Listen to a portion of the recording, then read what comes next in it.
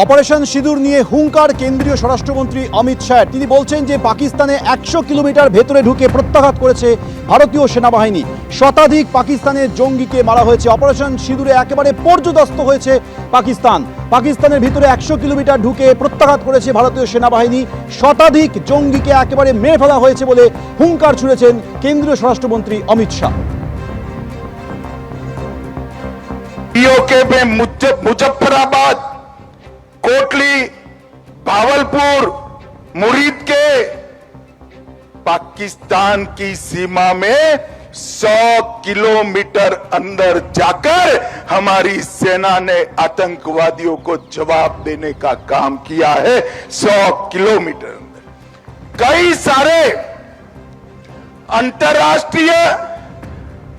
अंतर्राष्ट्रीय आतंकी घटनाओं के सरगना सियालकोट कैंप और कई सारे कैंपों में छिपे बैठे थे, उस सबको हमारे बम के धमाकों की गूंज ने स्पष्ट संदेश भेजा है कि भारत की जनता के साथ अगर किसी भी प्रकार का दुर्व्यवहार किया गया, आतंकी घटना की गई, तो उसका जवाब दुगने जोश के साथ दिया जाएगा।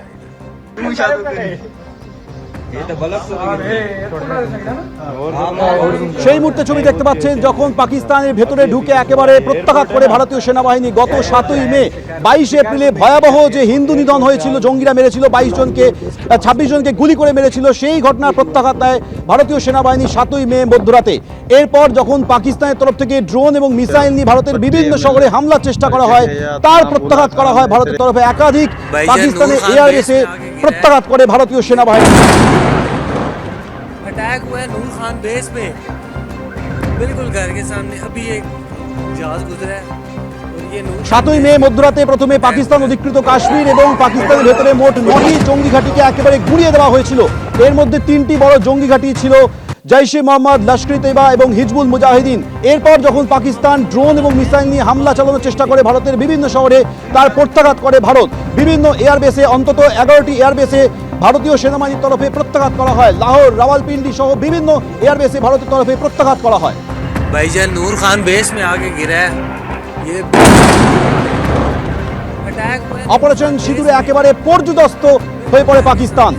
ভারতের লাগাতার প্রত্যাঘাতে কাঁপতে শুরু করে পাকিস্তানের কি করবে পাকিস্তান বুঝে উঠতে পারছিল না। তারই মাঝে ভারতীয় সেনাবাহিনীর তরফ থেকে একের পর এক লাগাতার প্রত্যাঘাত। প্রথমে 7ই মে মধ্যরাতে, তারপর 8 এবং 9 মে মধ্যরাতে পাকিস্তানের বিভিন্ন এয়ারবেসে ভারতীয় সেনাবাহিনী প্রত্যাঘাত করে।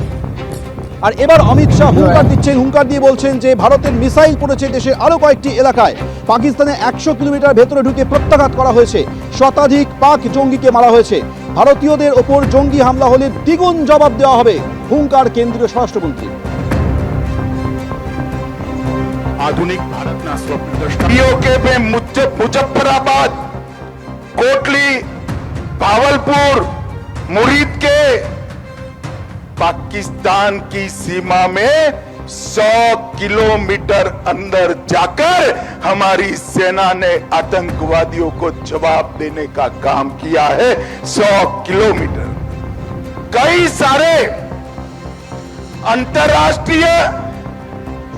अंतर्राष्ट्रीय आतंकी घटनाओं के सरगना सियालकोट कैंप और कई सारे कैंपों में छिपे बैठे थे, उस सबको हमारे बम के धमाकों की गूंज ने स्पष्ट संदेश भेजा है कि भारत की जनता के साथ अगर किसी भी प्रकार का दुर्व्यवहार किया गया, आतंकी घटना की गई, तो उसका जवाब दुगने जोश के साथ